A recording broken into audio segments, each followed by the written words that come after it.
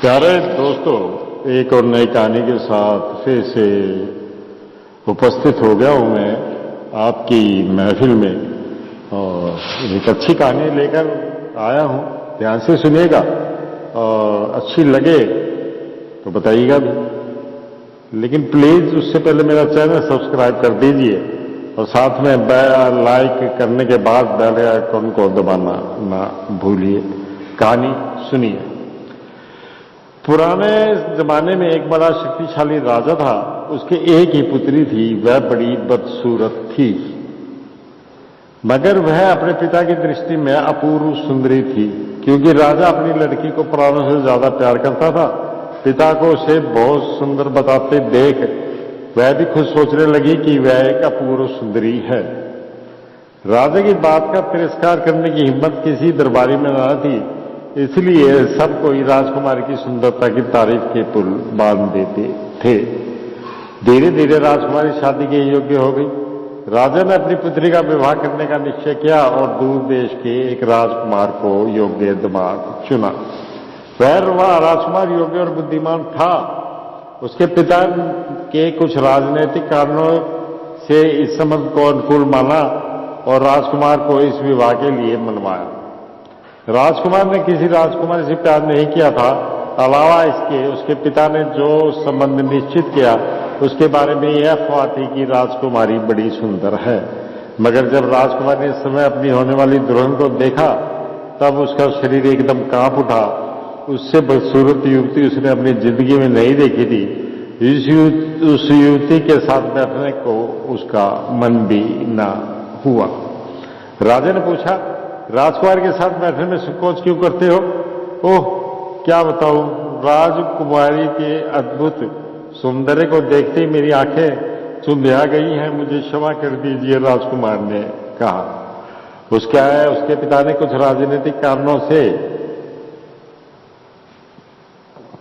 इस संबंध को अनुकूल माना और राजकुमार को इस विवाह के लिए मनवाया। लेकिन राजकुमार को उस बदसूरत राजकुमारी को देखकर उससे शादी करना तो दूर, उसके पास बैठना भी अच्छा नहीं लगा। इसके बाद राजा बोले, अब क्या है राजकुमार, ये तुम्हारी होने वाली पत्नी है, संकोच करने से कैसे काम चलेगा? राजा ने कहा, ऐसी सुंदरी के साथ मैं विवाह नहीं कर सकता, मैं ये उसके योग्य नहीं हूं। आप बुरा ना माने, राजकुमार ने कहा।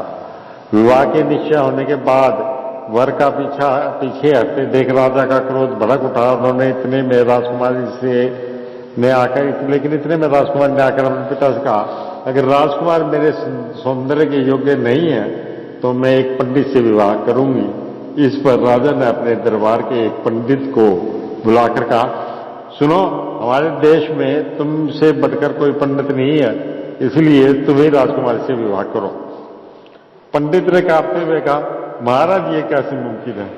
मैंने पहले ही एक युवती के साथ विवाह कर लिया है, मेरे बच्चे भी हैं, मैं एक उत्तम वंश का ब्राह्मण हूं। मुझे वरण पर विवाह करने को बाध्य करना आपके लिए उचित नहीं है। पंडित जी, शास्त्र ये बताते हैं कि ब्राह्मण 4 वर्णों की कन्याओं के साथ विवाह कर सकते हैं, मंत्री ने समझाया। इसका तुम क्या जवाब दोगे?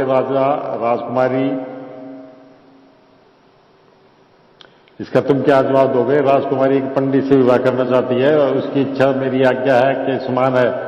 तुमको इसका उल्लंघन नहीं करना चाहिए। राजा ने कठोर स्वर में कहा, महाराज, आप मुझे क्षमा कर दीजिए, ये विवाह मैं नहीं कर सकता।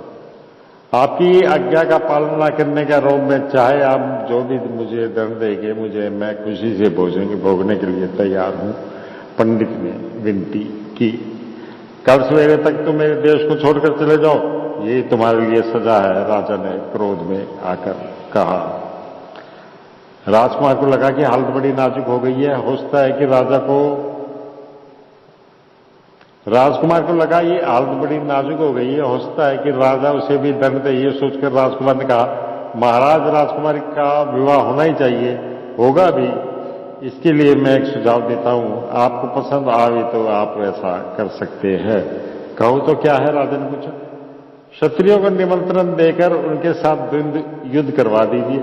जो क्षत्रिय सबको हराएगा वह राजकुमारी के साथ विवाह करेगा। इस प्रतियोगिता में मैं भी भाग लूंगा, राजकुमार ने कहा। राजा को यह सुझाव पसंद आया। उसने नगर के सभी क्षत्रिय युवकों को निमंत्रण देकर उनके बीच द्वंद्व युद्ध का प्रबंध किया। वह सब युवक हाथों में तलवार लेकर द्वंद्व युद्ध करने लगे। बड़ी देर तक द्वंद्व युद्ध चलता रहा, मगर एक भी युवक घायल ना हुआ। यह देखकर राजा ने कहा, तुम में से पहले जो घायल होगा वह मेरी पुत्री के साथ विवाह करेगा। द्वंद्व युद्ध में तीव्रता आ गई। हर कोई घायल होने के पहले अपने प्रतिद्वंदी को घायल करने का प्रयत्न करने लगा। पल भर में सब युवक घायल हो गई। यह साबित न हो पाया कि इनमें सबसे पहले कौन घायल हुआ था। सबने ये बताया कि सबसे पहले उसका प्रतिद्वंदी घायल हो गया है। यह दृश्य देख राजकुमार ने कहा, पिताजी, मेरी सुंदरता से घबराने वाले इन युवकों के साथ मैं विवाह कैसे कर सकती हूँ? इससे अच्छा यही है कि मैं विवाह ही ना करूं। उस वक्त दरबारी गायक का स्वर एक कोने में सुनाई पड़ा। महाराज, मेरी एक प्रार्थना है। कैसी प्रार्थना है तुम्हारी? राजा ने खींचकर पूछा। मैं जन्म से अंधा हूं, अभावित हूं। राजकुमार के सौंदर्य को देखकर खुश होने या डरने का भय मुझे बिल्कुल नहीं है। इसलिए मेरे साथ राजकुमारी का विवाह करके मेरा उद्धार कीजिए, आपका बड़ा पुण्य होगा। गायक ने कहा। राजकुमारी उस अंधे गायक के साथ विवाह करने को तुरंत तैयार हो गई। राजा ने बिना संकोच के उन दोनों का विवाह किया। वे दोनों बड़े प्रेम के साथ अपना जीवन और अपने दिन बिताने लगे। तो दोस्तों, ये कहानी थी एक बदसूरत राजकुमारी की, और जिससे कोई भी शादी करना नहीं चाहता था, लेकिन राजा ने उसके दिमाग में ये गलतफहमी बांध रखी थी कि तू बहुत ही खूबसूरत है, और उस राजकुमारी को भी ये लगने लगा कि मैं बहुत ही ज्यादा खूबसूरत हूं। तो दोस्तों, इससे ऐसा प्रतीत होता है कि लोग अपनी बदसूरती या खूबसूरती को नहीं देखते, वे सिर्फ दूसरों के हिसाब से या दूसरों की आंखों से ऐसा कुछ देखते हैं और समझते हैं। तो दोस्तों, मिलता हूं फिर मैं आपसे एक और नई कहानी लेकर बहुत ही जल्द। लेकिन उससे पहले प्लीज कृपया करके मेरा चैनल जरूर सब्सक्राइब कर दीजिए। मैं आपसे बार बार यही बात कहता हूं, लाइक करने के बाद बेल आइकन को जरूर दबाइएगा। ये भी मेरी एक इल्तिजा है, एक रिक्वेस्ट है, एक प्रार्थना है आपसे। चलो फिर मिलूंगा आपसे जल्द ही एक और कहानी के साथ।